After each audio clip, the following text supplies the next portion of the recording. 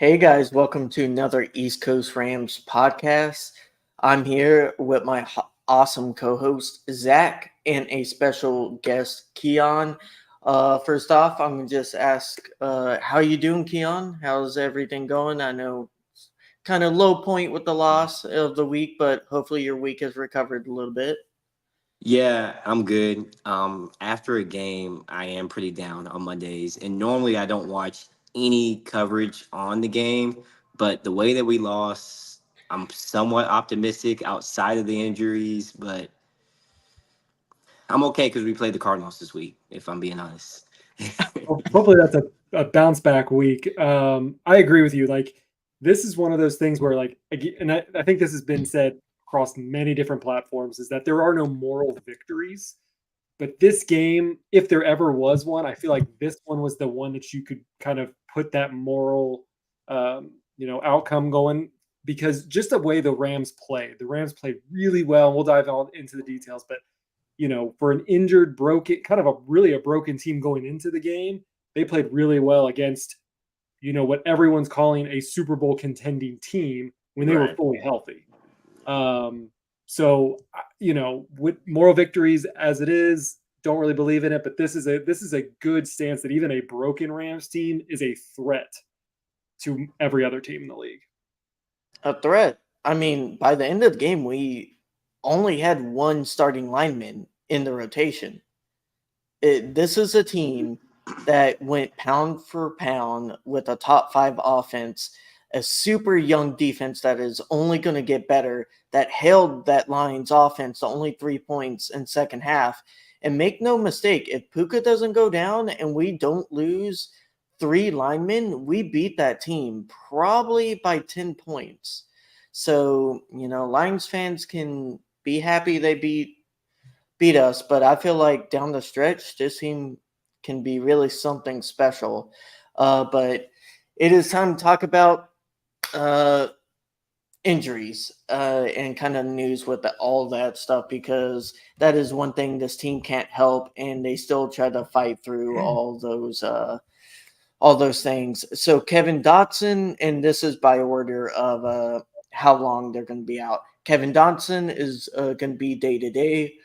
And Rob Havenstein is day to day. Also, Kobe Durant. Do you guys feel kind of confident these three will be good to go? I feel like Kobe Durant was someone who had a good game. Not great, but good game for the most part. I mean, if we would have caught that interception, it would have been a great game. We would I have have no maybe idea won. how confident I feel that they're going to be back. I don't know if we're going to try to keep them out, maybe because it's the Cardinals, as bad as it sounds. Um, we're going to need somebody, though. So I couldn't say. At least Kevin Dotson, but I don't know about Rob. Yeah, I mean, obviously we want them to be at their best when they come in because again, we don't want to just put in someone who's just going to get injured because I think that's what we did with Cup. I think Cup or not Cup, Puka. Puka. I don't think Puka was really ready. He was ready, and I think that he was just waiting for that sign off. But with Havenstein, I think they want to take it. They want to take it slow. I mean, he is the oldest Rams on that team, and he is a pivotal piece to that offensive line. And I think McClendon did a very admirable job filling in for him for this one game. But we need him back, and we need him back soon. Now, whether maybe we take it one more week and wait till the 49ers game, but if he comes back this week, I'm actually feeling pretty confident about the O line. That could be potential if Dotson's healthy and we get Rob Havenstein back. Jake Ellenbogen, he posted earlier about an offensive line, and I think this is actually a pretty good offensive line, just kind of based on what we saw from this last game, and that was moving McClendon to left tackle, putting Jonah Jackson staying at his left guard that he shifted from center, put Limmer at center, Kevin Dotson staying at right guard, and then having Rob Havenstein at right tackle. I think that's actually a pretty good offensive line considering we're still missing three people off that offensive line. Just no chemistry. Just they're not going to have any chemistry. Don't expect any very complex outside zone runs or anything like that. Um, they clearly struggled in the first quarter last night or Sunday night, uh, especially trying to get that down and eventually throughout the game. Weirdly enough, it felt like after the third quarter, we were way more organized with all the backups than we were with the starters initially. Well, I think Matthew Stafford just decided to take it into his own hands at that point. I mean, the second half was more of the, even though we had Kyron Williams and he was able to make, he scored that touchdown, things like that. It was the Stafford show. He was putting everything on his back. He was making the throws. The wide receivers that he did have weren't catching them. Cooper Kupp was excellent. We'll go into his stats soon. Tyler Johnson was awesome. D-Rob was awesome. I'm not really concerned about Puka being missing some time. I want him back to prime so that we can get through the second half of the season excelling beyond what we saw this preview of him. So would you hold him out to the bye? I would hold Puka. I am confident with the receivers that we have. He is the one position. I know I love Puka. Got his jersey behind me. But he's the one person that I want to see back to 90 to 100%. And if that means going until after the bye week, I am confident in D-Rob. I am confident in Tyler Johnson. I'm confident in Cooper Kupp. I'm confident in Whittington. Tutu, still unclear what his role for this team is right now, but I'm confident in the wide receiver group that we have. If we lose somebody else, then I think we need to have the panic flags throw up. But as of right now, the core wide receivers that we have, I think, are capable of getting the job done, even without Puka. Mm-hmm. Yeah, it's definitely one of those things that you look at this Puka injury, like compared to 22. I know a lot of fans were freaking out, rightfully so, because some of the injuries comparing it to 22. I feel like our team is a lot deeper than 22. Like 22 was very top heavy, and when some of those starters got hurt, like our depth just wasn't there. And when Cup got hurt, just had no one to really fill in behind him. And this year is completely different. I thought Tyler Johnson, and we'll go into it later, played fantastic. Puka's going to miss 4 weeks. He might get held out longer. Steve Avila will miss 6 weeks with MCL strain. What's your kind of takeaway, Keiyon, with all these injuries? What do you think the staff needs to do? Do they need to try to rush people or hold people till the bye? What's your kind of take on that? Yeah, I mean, like Zach said, you definitely hold Puka till after the bye. I was listening to the Believe in Rams podcast, and one of the doctors came on and kind of talked about PCL injury and just saying that they think that Puka, he didn't re-aggravate it. It just never was completely healed. And so I think just let him go until week 7, let him rest. Here's the thing. I think with the Lions game, we kind of got away with adjusting our game plan to the quick game and playing because our lines was pretty weak, right? Even just going into the game, we had a kind of weaknesses, and then people getting hurt made it worse.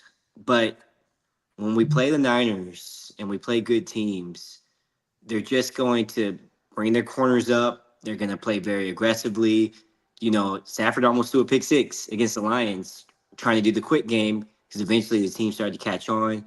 It's week 1. They have no film on us. They don't know what we're going to do. But in the future, if we play like that, it's going to make it really risky. You can't just keep driving down the field 10-play drives, 15-play drives. We got to have big plays. And to have big plays, you need protection. And so realistically, if we don't get the line back for the Niners game, at least, like you said, Rob Haven signed, maybe Noteboom or whatever, I don't see us winning that game. The Cardinals, hopefully we can put something together to beat them. I haven't even watched the film yet on the Bills-Cardinals game for me to know for sure how that team looks. I just know McVay owns them, and so I'm kind of confident within that. But, yeah. They choked. They choked a pretty big lead against the Bills. Yeah, I mean, and Stafford can handle the quick game. It's that they don't have the flexibility of the run game anymore. When you have an O-line that's being, Band-Aid together, you're using your running backs more as protection. I mean, how many times did you see Kyron Williams go off and help AJ Curry chip off Hutchinson and just barely made a difference? So and all respect to, I know we've had a lot of hate from the Lions fans because we're repping the Rams, we're highlighting their highlights. That's what we do. We're a Rams podcast. Get over it. But to credit the Lions, I mean, Hutchinson was the game decider for the Rams. He was, I mean, outside of a couple of their defenders early on in the game, in the first half, that kind of led us to only 3 points. Really, it was just Hutchinson every time putting that pressure constantly, mostly on AJ Curry. Sometimes he would shift over to the other side, but he was the game decider for this. If we had a fraction of a second more, I think we would have won this game hands down, even with a broken line. But I mean, don't get me wrong, Hutchinson is a good player, but let's not pretend he was going against a third string left tackle. So let's pump the brakes a little bit. Like, a Curry in a pinch is okay, but the fact that he had to play 3/4 of this game is like, I don't think it's a testament. Most NFL pass rushers will be able to apply pressure against a Curry. So kind of give that caveat right. I mean, there. he was also beating Noteboom too. Like Noteboom was doing well, but again, Hutchinson is at a different level than a lot of other players at his position. I mean, he is one of the best at that spots, and so I really do think the Rams should have done something a little bit better in protecting on that side. They should have moved a tight end over. Oh, tight end, definitely. I mean, and this they is did. the I mean, same thing they did against the Bengals in last year. Same thing. You had Trey Hendrickson just completely dominating, and it was even worse. Yeah, Lark Jackson. It was worse than what happened this game, and just McVay was like, "Hey man, you're making the big bucks. You defend him yourself. Like, you got a chip there, and you just park a tight end right there to double team him every time if they're going to keep on rushing him." And I know the announcers pointed out that like he would go back out in coverage sometimes. I'm like, you're wasting him if he's out in coverage, and you can do a screen very easily to kind of get past him. So hopefully, it's hard to say. You don't plan to have your third string left tackle out there. Yeah, their linebacker was all over the place, Broski. I definitely agree. How do you say that linebacker's name? Anzalone. Yeah, fantastic game by him. He was playing better than their first round pick, Jack Campbell. Like, Anzalone was being a monster out there. But let's keep on rolling with this kind of game reaction. The Rams lose in overtime, as everyone saw, 26-20. Just first off, Keiyon, what's your general reaction to this game? I know you kind of touched on it a little bit. Yeah, I mean, I think that McVay was prepared to use the pass game as an extension of the run. So for all the people bitching about, I don't know if I can curse out on this podcast, but complaining about us not handing the ball off to Kyron Williams, they were presenting defensive fronts that made it tough to do that. And so we used the pass as the extension. I think we got rolling later on. Ultimately, the defense was just too tired. They're gassed at the end of the game. Yeah. And I think whoever got the ball on offense was going to win that game. Yeah. Like you said, there's no moral victories, but there are games where we lose it, and I'm like, oh no, we're in trouble. This game I don't feel that way. I think that we get a bounce back game this week against the Cardinals. We'll see how many people we get healthy against the Niners, but I was really impressed by Jared Verse. I watched him a lot, and man, I think he's going to be a really, really good player. So he stood out to me. I was really happy. Sack. Yeah, it's the sack. And man, I mean, and he killed Montgomery on that end around play. Gosh, who knows if he makes a tackle for loss right there. I mean, there are so many what ifs in that game. But honestly, just the defense as a whole, and Chris Shula and the game plan. Listened to John Johnson talk about how simple the game plan was for everybody. And man, I love the way the defense looked. Oh, if I'm being great honest. pick by Johnson. Yep. And we shut Amon Ra to like 3 receptions. Like that's insane. You Took him out of know. the game. So honestly, super encouraged by the defense. I'm a huge McVay stan. I know he'll get the job done. I trust almost anything that dude does. I mean, he almost won this game Yeah. with the line.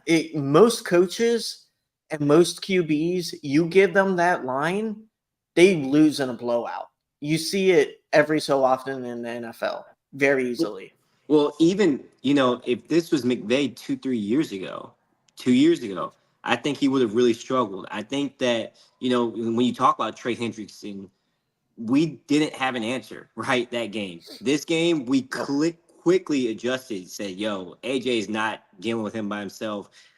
We made quick adjustments. I was impressed by the coaching. I was impressed by the defense.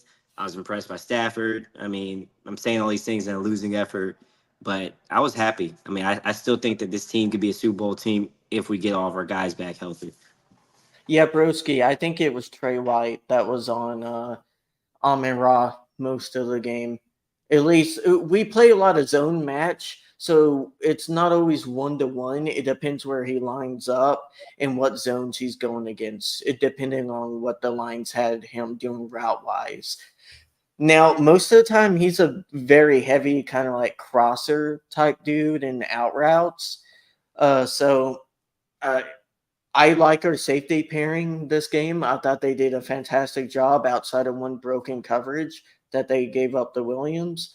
So it's hard to tell sometimes who was locking him up and who was, sometimes the scheme can lock up a player too if the other team doesn't put them on a route that kind of gets them open. So, yeah, Cup goes for, huh?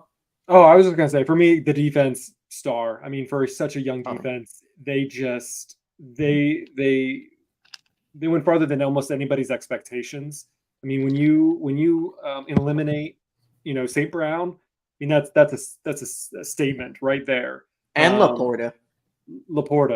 Same thing. When this defense is, preventing the Lions from scoring more than 3 points in the second half, when, I mean, that's all they got. They got 3 points in the second half. Or no, they did get a touchdown. They got an early touchdown. I'm sorry. They did get 10 points. I forgot about that. But, this young defense who, again, we're missing Aaron Donald. We're missing pieces from the past. And they're rising to be their own. In a couple of weeks, we may not be saying Aaron Donald's name anymore as far as a game procedure goes. Like, oh, we're missing Aaron Donald. I don't think we're going to say that. We're going to see this team rise to the occasion. We're going to see them, fill the void the best they can. And, really, we've said this when Aaron Donald was on the team. A defense that can hold any team to 20 points is a beatable team. And the Rams should have been able to win this game easily. Yeah. We are the first ones to come out and talk about Troy Reader or Roseman when they make mistakes. Let's just be honest, Zach, me and you thought they weren't going to be the greatest. They're really good. Like, this is by far the best game outside of the Washington game from, I think, 22 Troy Reader has ever looked in a Rams uniform. Roseboom also. They weren't perfect. They weren't looking like all pro, but they look good. Which is hilarious because they were also one of the two lowest as far as PFF scores. But I agree with you. I think that's the point is there was a reason why Sean McVay and Chris Shula felt comfortable getting rid of Ernest Jones, moving on from Ernest Jones before they had to. They did not have to. Ernest Jones was ready to play out the rest of the end of this rookie contract and see what happens next year. Yeah. But the Rams were confident in this move with the people that they already had to do their role. And I think they excelled very admirably. And I have nothing negative really to say about those two.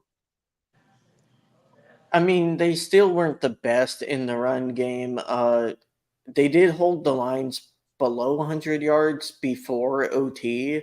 OT real kind of bloated the running back stats for the Lions because you could tell by that time our defense was just out of it, having to already like defend the Lions mostly in the fourth quarter. So, like you said earlier, this really was a game kind of decided by a coin toss, and I feel like if we get the coin, we kind of take it down and win also. So, yeah, Stafford needs to work on his coin flip game. Tails never fails. What? Why? I always go with heads. I thought for sure we were gonna get it. It's a 50-50 shot. We actually McVay's coin flip record is awful.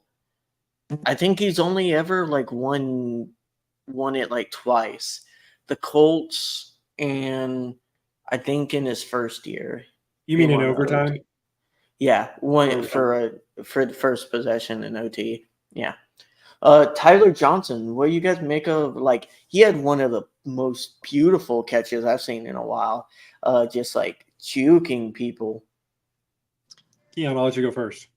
Yeah, I mean, I think Yarbs is just such a fantastic coach, and we just find guys to get it done. I got guys in my fantasy league, and they know I'm the resident Rams expert, and they're like, who do we take? Jordan Whittington, Tyler Johnson, Demarcus Robinson. And I'm like, I have no idea.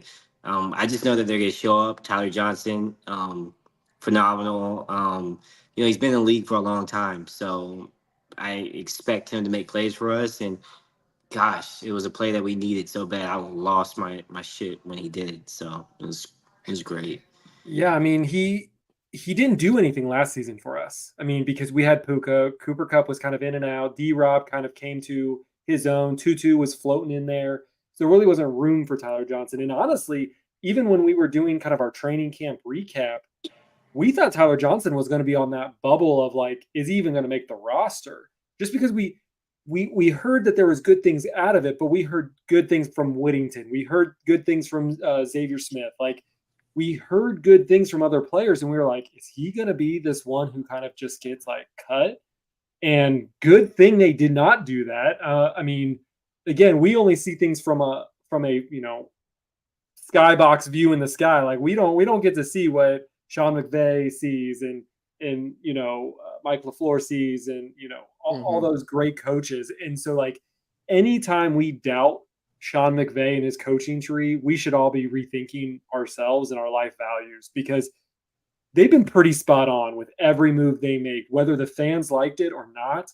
They knew when it was time to move on from players. They knew when to keep players. And I think this is one of those roles that we have to give them kudos for keeping him, because he was a big reason why this team almost won this. Well, so like talent-wise, it could still be true that Whittington is a more talented player, but as a rookie, his playbook knowledge, his individual like ability to block, like his skills could not be as refined as now. You see Tyler Johnson a full year into the system. He probably knows more of the playbook. He probably knows more of the techniques that Yarbs wants him to play with. And you mix all that stuff together, and like some of his true talent can come out, because he's never really gotten volume anywhere he's gone. So, I mean, he's going to have opportunities with Puka out. And, this is what you like to see with some of these young players, them to get opportunities and do the best with it so they can get a bag, whether it's here or elsewhere. So let's quickly break down, since we're talking about the receivers, let's go break down some of their stats real quick so we can talk about them as a whole. And then maybe we can move to the running back game. But Cooper Kupp, obviously, he's back to his Triple Crown kind of status as far as, receptions, targets, yards, all of that. 21 targets, 14 receptions, 110 yards, 7.9 averaging. He got his touchdown in. I'm glad I grabbed him in fantasy. So that's great for me. The this is Cooper Kupp that we all know is inside him, and a healthy Cooper Kupp is a dangerous Cooper Kupp. Whether he's the best player on the field, no one can stop him. So it's really great to see him back kind of at his prime. Tyler Johnson, he was 7 targets but he got 5 of those receptions, 79 yards. His longest was the beautiful 63-yarder. Parkinson, our tight end, he got 4 receptions, 47 yards. D-Rob, 4 receptions, 42 yards. Nakua, before he was injured, 4 receptions for 35 yards. And then Kyron Williams got 3 for 4 yards. So, our receivers, did some work. 317 yards is pretty impressive. I think this puts Stafford at having his 9th game of over 300 for his first game of the season.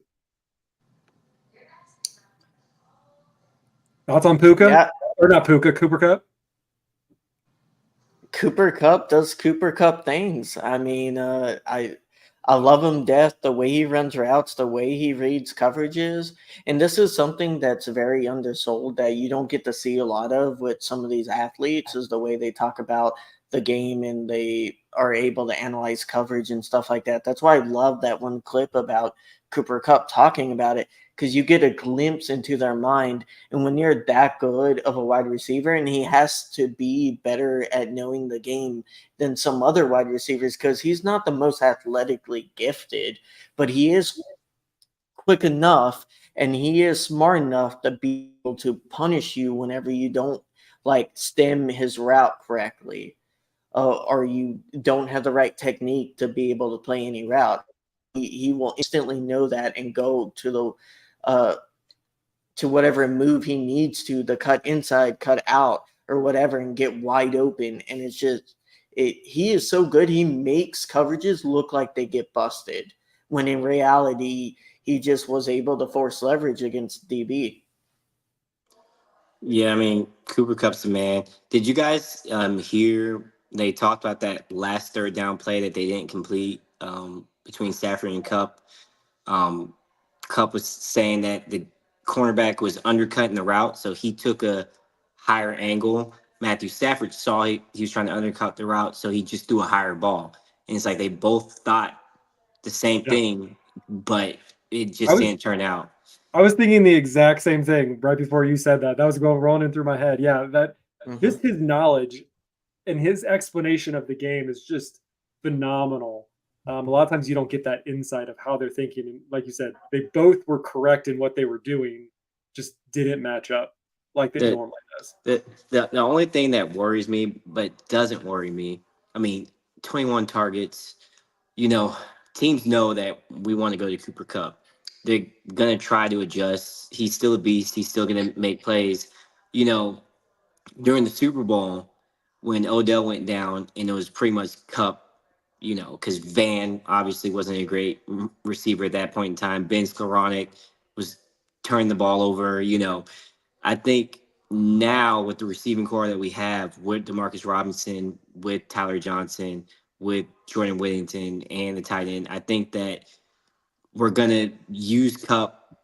Obviously he's going to get his targets, not 21, maybe, 12 or whatever the case may be, but he'll also be somewhat of a decoy to open up the other receivers. And we're going to need that. We're going to need every bit of offense that we can, with the line being what it is. Mm-hmm. Yeah, because we were favorites going into this. Even after the game, we were favorites against Arizona. Today it has now shifted, and we are now 1.5 underdogs. That is. I'm so annoyed. Nice. I'm so annoyed by that. I saw that. How do we get worse stats after basically almost beating the NFC champion? Or I think it's just the news that Puka's gone, Steve Avila's gone. Puka was gone for the half that we came back. I know, but it makes no sense. It's also how the Cardinals played against the Bills. I think that they had that shift, and the Bills have lost a lot of major playmakers because they don't know how to manage their budget and, avoided being like the Rams by losing all their big players. We just got to be careful. We got to be careful. We can't just go into it thinking this is going to be. Our D-line is going to eat against the Cardinals. They are going to eat. We have a by far better D line than the Bills, and they were struggling against the Bills. Look, the thing is, if we don't win this game, we can very much so be looking at 0-3, and that is not the way we need to start the season. We have to We'd win be this looking game. at 1-4. It's a what is it? The Bears after who is it after the It's the Niners? Bears. I'm Yeah, not worried so about the Bears, but yeah, That's the we one win. could be. But you're right. I mean, we have to win this game. We have to win this game. It's big.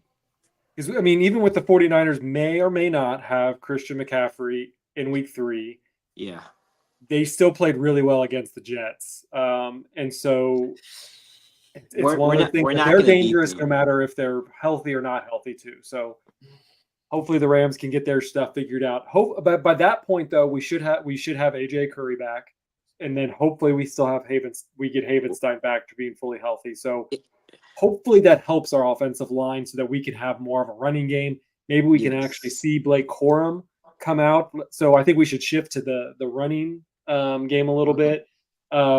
We did not see Blake Corum one time this whole game. McVay brought it up to the point that their offensive line was basically shifting around and they didn't have any opportunities really to run the ball. No. And to give someone as a rookie to run with nobody really knowing how to, not that the sync that we were talking about earlier with that offensive line. You can't run the ball with Keiyon Williams. It's going to be very doubtful that you're going to be able to run the football with your rookie. No, they would have had to done like some slip screens or like some really tricky stuff to kind of be able to get Blake Corum involved in the game. But having him run downhill, he would have got killed. That D line was just going after all those backup linemen, and the way they kind of adjusted, it worked. So I mean, and the defense held, and they got us back into the game. A game arguably we should have won. So like, I think it was the right choice to keep Corum out. I think when our line gets more stable, you're going to see more of a 50-50 share. You really I will. agree. I think right now it's going to be, I think even for this game, until we get a solid offensive line, I do think that we will see Blake Corum probably this week a little bit. But I think right now it's going to be Kyron Williams and it's going to be Ronnie Rivers until this O-line gets healthy enough to be able to make those more explosive plays with Kyron, with Blake, and figure out that 1-2 punch that I think we're desperately waiting on. And I think that will complete kind of our offensive weapons. But the one thing that we have to get back to is we have to get back to some sort of balance in the run game. The Rams tried; it was kind of unsuccessful. But when you're running, the stat is 68% of the game was pass, 38% was run. When you don't, and we notice this, like I keep the stats on this every year. The closer to parity you are, the more often than not you're going to win the game. Once you get close to that, Keiyon, why do you think they gave more carries instead of to Corum to Rivers? Well, yeah, experience. I don't know if you guys Experience. saw the all 22 yet. But there was some of those plays with Bo Limmer and Dotson when they were supposed to run the duo, and Limmer is actually blocking the person that Dotson's wanting to block, and they're kind of tripping into each other, and it's messing up those holes that we're supposed to have. And so it's tough. It's tough to run the ball the proper way in the McVay offense. We don't like to run a lot of zone anymore because there's a lot of loss of yards, and we don't, want to be behind the sticks. But when you talk about the parity with the running and pass, I've like, yes, I'd like to run the ball more. I always think to myself, if we're not running the ball, it's not a good look. I hate teams that run the ball just to say they ran the ball. And I don't ever know, is it the chicken or the egg? Are the teams running the ball more because the game script is better? I don't know. I don't really get mad at McVay for getting too pass happy because I just assume that maybe there's a reason behind it. I just kind of have that type of blind faith within McVay, to be honest. I mean, It is. I mean, McVay has always been pass happy. Always been Right. pass happy. And again, I'm not talking like we need 50-50 split. I want to see it. I don't want to see it under 40% of run game. I want to see somewhere within that 45 to 40 range. Still, I'm fine with that 55, 57, 58%. But once we start slipping outside of that, you go back and look at our stats and you see that we're usually losing games because we're under that 40% window for running. I mean, you also have to look at the game circumstances too. That also kind of drives the play calling. And when you get down 2 scores, especially late in the third or middle of the third, you have to be able to get yourself back in, but also not kill enough of the clock that you don't have opportunity to tie the game by the end of the fourth quarter. So, like you said, chicken and the egg kind of deal. Like, you got to run a little bit to make sure the defense is honest, but you can't run too much where you kill yourself out of a chance to win the game eventually. So it's a hard choice. And again, in Sean McVay, we trust. So yeah, they almost pulled it off. So can't complain. But let's finish the stats real quick. Kyron Williams did 18 attempts, 50 yards, so only averaging 2.8 yards per run. Only had one. The longest was a 9, but he did get that touchdown. So fantasy owners got a little bit out of him this week. Yeah. What do you guys make of us running on 3rd and long again? I think that was the second drive. I think that McVay got so much flack for that 3rd and 14 play against the Lions in the playoff game, where we threw it to Puka, he missed it. We ended up punting, and then we never saw the ball again. They won the game. And he made a point to be very aggressive. And I think that his intention running on 3rd and long was, I'm going for it on 4th down. And you saw we went for it early on 4th down. We should have converted, had drop passes. But either way, I think that we only ran because we just knew we were going for it on 4th down. So are you talking about the one that I'm sorry, I'm going through the stats, and if it's our second drive, that's the one where they got the field goal, so it was 3rd and 23? You said we got the field goal? Yes. So if our second possession, it was 3rd and 23 on the Detroit 23, and then we just had Kyron's running up the middle for 9 yards. That was his longest.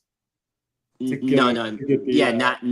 that run. I'm not talking about that run. I don't know if Ashton is, because 3rd and 23, that's a miracle. Like, you're not gonna get that. But I think I forgot which run it was, but it was after, I think, the Cooper Cup drop. I think it was around there, but I can't remember exactly. Yeah, I think you're talking about our last drive before OT. When we tried, no, that one was a mess up for him. He went out of bounds. Right. It should not have gone out of bounds. That was so pissed off. Oh that my was gosh, I was so pissed off. Like, that's something that you're gonna get dinked on moving forward. Like, you got to stay in bounds, dude. You got to let them burn that timeout. Like, yeah, come on. That wouldn't have mattered though, time wise. He screwed that up. He did, but like, that wouldn't have mattered in like overall time wise. I mean, they had to use a timeout. They would have had to use a timeout, and you never know what that outcome means. I mean, you say timeout and you call the wrong play.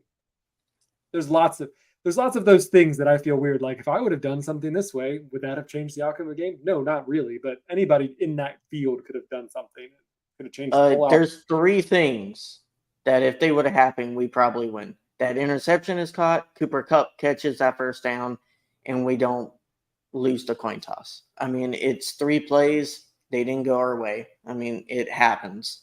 Got to execute. I mean, the face mask. Let's go back with AJ Curry's face mask. That is the one that ultimately probably doomed us. And we can talk about Stafford's interception. I mean, there's a lot of different things that I feel so bad for him, because again, like, if you go watch that from his view, you can't. It's really hard to tell the difference between what the player is wearing, the background, and the end zone are all the same color. It literally I was true mean, camouflage. it was an open throw. He just had to high point it. It Yeah, was he said he open. just didn't have enough. It wasn't enough. Like it was kind of an Yeah. air ball. He needed to really put it in there, kind of like he did with that Demarcus Robinson touchdown against the Ravens. I think I can't remember, but high It was in the back in the end Ravens. zone. That was That was nice. OBJ though. No, I'm not talking about that one. Oh, the other Let's pull Ravens it one. up. Yeah.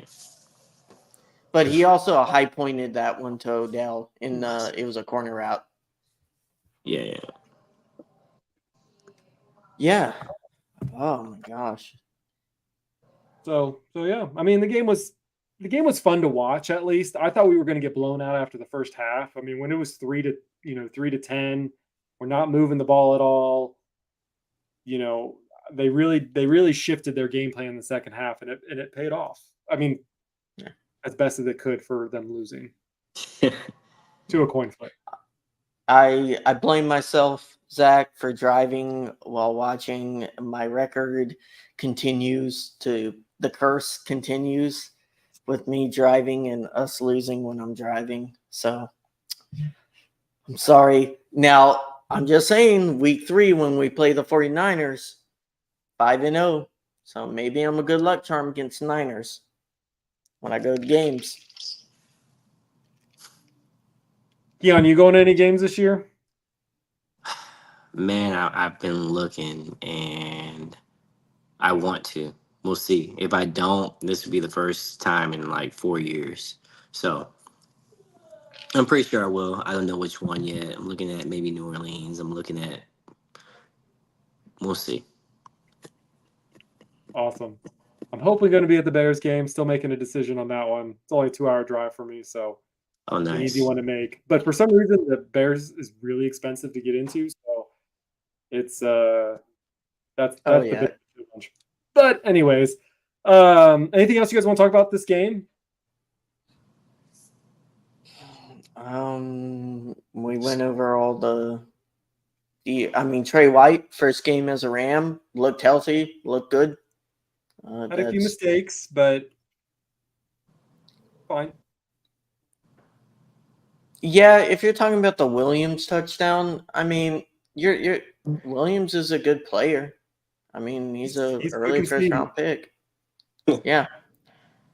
He should have tackled him and just got a flag, but people would have complained about that too. So, you can't win sometimes as a DB. Yep. As far as Rams news, I don't think we actually covered the news part of it. That the Rams did bring on 3 offensive linemen to kind of help in this. They brought on center Dylan McHowen from the Eagles practice squad. He is a center. And then we also brought in veteran Ty Nsekhe and Jerome Christian. Ty Nsekhe, he was actually with the Rams in 2022 for a brief stint, and then he only played 1 snap with the Browns in 2023.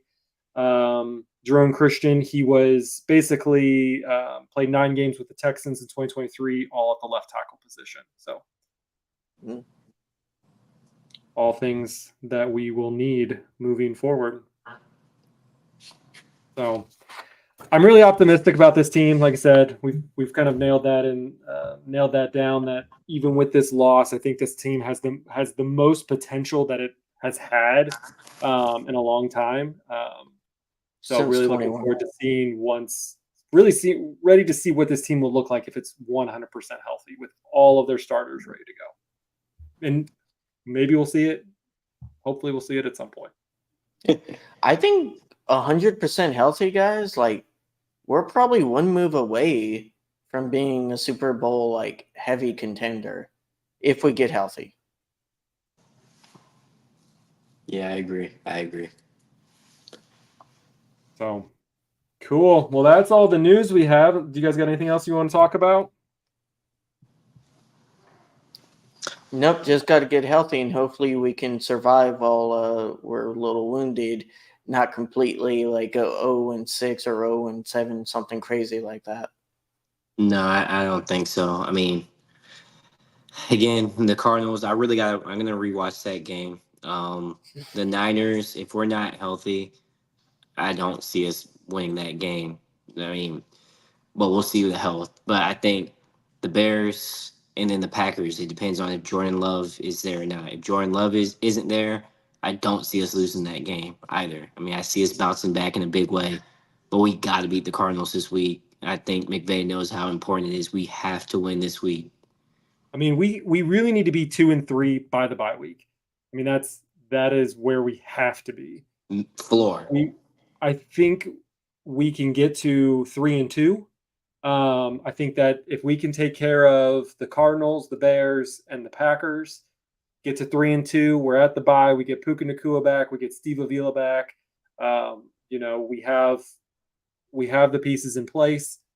I think we can get there. The problem is we have to get through 4 more weeks before the bye. And we need to keep Stafford is our number one person we need to keep healthy. We still don't have Jimmy G for another week too, as well. So, if Stafford goes down, we're kind of stuck with Benson. So, yeah. All right. Well, that's going to wrap it up with this week's episode of the East Coast Rams podcast. Keiyon, you want to tell us where people can keep up with you on, X and whatever you want to promote? Yeah, just Twitter, Rams Fanatic. Man, the season is crazy. I just rant on my tweets. I'm just like voicing my opinions and then people just go to war. I'm like, what the hell? I mean, I just saw one tweet. It's like, man, 2,000 likes and it's crazy. I'm like, what the hell? We posted one thing and the Lions fans are just like eating up a highlight. They're like, well, who won? I'm like, dude, I'm talking about a good play by a good player. I didn't bring anything up about X, Y, or Z Lions person. They're just, I can't. I'm so over Lions. I just try to, I just try to have fun, and that's why I've always enjoyed our interactions. I'm just trying to have fun. I kind of have levity with the situation and just enjoy sometimes the misery, but like it's a kinship, and ultimately, like there's a lot of hard stuff out in real life that you got to deal with. I don't want to deal with that with my football team either. So like I'm going to enjoy the wins. I'm going to enjoy the losses. And I'm especially going to enjoy some of these players that work so hard just for this opportunity. So, do you know what we're going to enjoy? Huh. We're going to enjoy you going out and subscribing to our YouTube channel, youtube.com/@EastCoastRams. Follow us on X at East Coast Rams, on Instagram at East Coast Rams Pod. And you can find me at Zach Mayer, and you can find Ashton at RamsFanAshton1. That is what you can do for us. Just a small thing. It's free. Cost you nothing. Yeah. All right. Well, that's it. We will see you guys next time. I don't know if we'll do a preview episode, but if not, we will see you guys next week.